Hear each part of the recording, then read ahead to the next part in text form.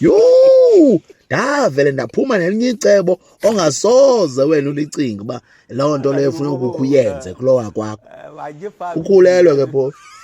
Uthi kum ndicela uzondithatha apha emsebenzini ndigoduse. Bovu uthi ungena kwakapha emotweni wabe uthela umlomo impumlo ingaka kukuyo. Yabona umuntu kayikhuleni le mpumlo iyajika ishape le. Abe mfi. Yina umjonga. Wow.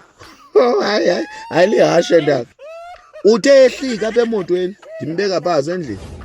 Babu uzabuya nini le hambo yakho? Ndithi mna ndimphendula ke mna ke ndafunda koqala qamba ngalo sibinza amenza lona. Nawukhawuleze ndibuye. Nini? Ndikhombe tyhini. Yebethu ufuna kube temtemo kwakho ubufuna umchula.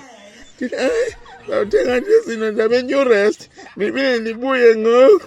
Sawubuye baby. Okay ke love.